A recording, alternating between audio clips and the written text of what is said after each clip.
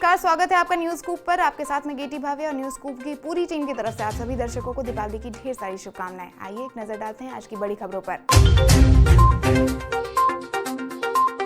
PM Modi और Jinping की मुलाकात पर चीनी राजदूत ने दी बड़ी खबर। देशों के बीच संबंधों को आगे ले जाने में महत्वपूर्ण बातें की। चीन के राजदूत ने भारत के प्रधानमंत्री नरेंद्र मोदी और चीन के राष्ट्रपति शी जिनपिंग की मुलाकात को काफी अहम बताया है। उन्होंने कहा कि यह मुलाकात दोनों देशों के बीच संबंधों को आगे ले जाने में महत्वपूर्ण भूमिका निभाएगा। भारत और चीन के बीच पिछले दिनों सीमा के सेनाओं को वापसी को लेकर हुई बातचीत अब जमीन पर दिखने लगी है।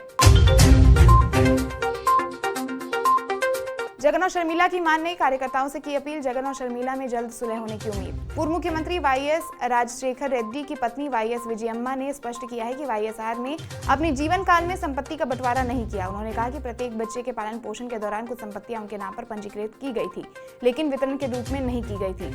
पूर्व मुख्यमंत्री और वाईएसआरसीपी प्रेसिडेंट वाईएस जगन मोहन रेड्डी और एपीसीसी प्रेसिडेंट वाईएस शर्मिला के बीच चल रही लड़ाई पर मंगलवार को अपनी चुप्पी तोड़ते हुए विजयम्मा ने कहा कि उनके दोनों बच्चों को वाईएसआर से समान प्यार मिला है और सभी संपत्तियां परिवार की है।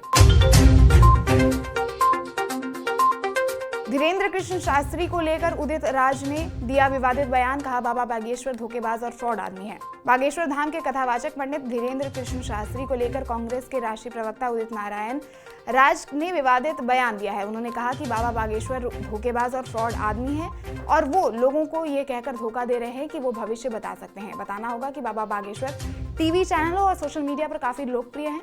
उनके बयानों को लेकर अक्सर विवाद भी खड़ा होता रहा है। उन्हें बड़ी संख्या में लोग सुनते आते हैं। धीरेन्द्र कृष्ण शास्त्री को बागेश्वर सरकार के नाम से भी जाना जाता है। योगी के बटेंगे तो कटेंगे वाले नारे पर सपा ने दिया जवाब। ब्राह्मण नेता ने लगाया अखिलेश के साथ पोस्टर। उत्तर प्रदेश के साथ ही देश की राजनीति में भी इन दिनों एक नारे को लेकर जबरदस्त चर्चा चल रही है। ये नारा बटेंगे तो कटेंगे का है। ये नारा उत्तर प्रदेश के मुख्यमंत्री योगी आदित्यनाथ ने दिया है। अब सपा ने उसके जवाब में इस नारे पर जोरदार पलटवार किया है। बताना होगा कि उत्तर प्रदेश में 9 विधानसभा सीटों के लिए हो रहे उपचुनाव की वजह से चुनावी माहौल काफी गर्म है।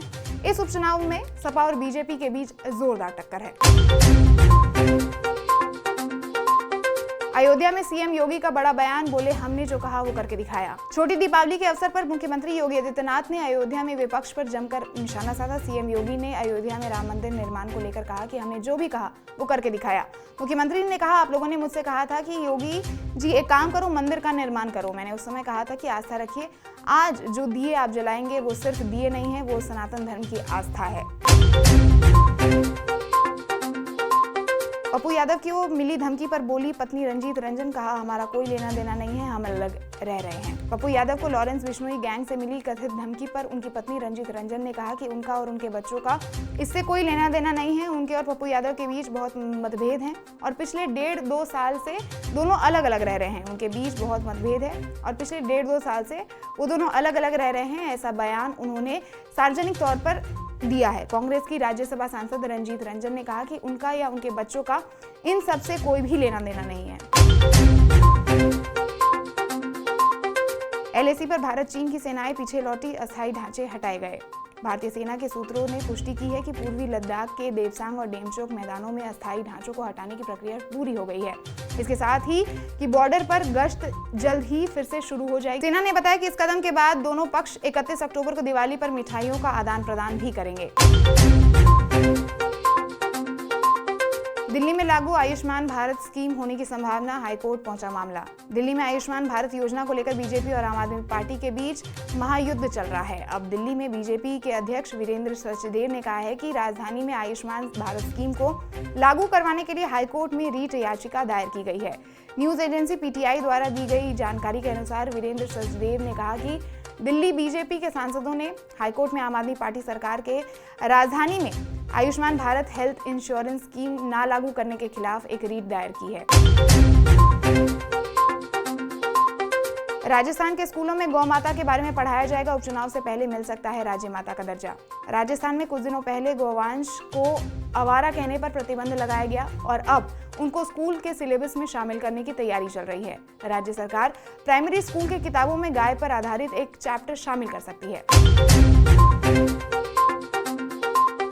दिवाली के पटाखों पर भिड़े धीरेन्द्र कृष्ण शास्त्री, कहा सुतली बम की क्या जरूरत है, एटम बम चला दो। बागेश्वर धाम पीठाधीश्वर धीरेन्द्र कृष्ण शास्त्री ने कहा कि हम दो पक्षी बात करने वालों पर सुतली बम रख देंगे, लोग जमकर दीपावली पर पटाखे फोड़ो। इस बयान पर अब मौलाना तौहीर रजा ने पलटवार करते हुए कहा कि सुतली बम मत छोड़िए, एटम बम मार दो। बागेश्वर धाम सरकार ने लोगों को दीपावली की शुभकामनाएं दी है। उन्होंने कहा कि ये देश का दुर्भाग्य है कि जब भी हिंदू धर्म की बात आती है तो उनके त्योहार पर लोग सवाल उठाने लगते हैं, कभी कानून की बात करते हैं तो कभी रोक लगाने की बात करते हैं। तो ये थी अब तक की बड़ी खबरें। बाकी देश दुनिया की तमाम खबरों को देखने के लिए न्यूज़ स्कूप से जुड़े रहें। न्यूज़ स्कूप को लाइक और सब्सक्राइब करें, वीडियोस को शेयर करें और नोटिफिकेशन के लिए बेल आइकन को जरूर प्रेस करें। नमस्कार।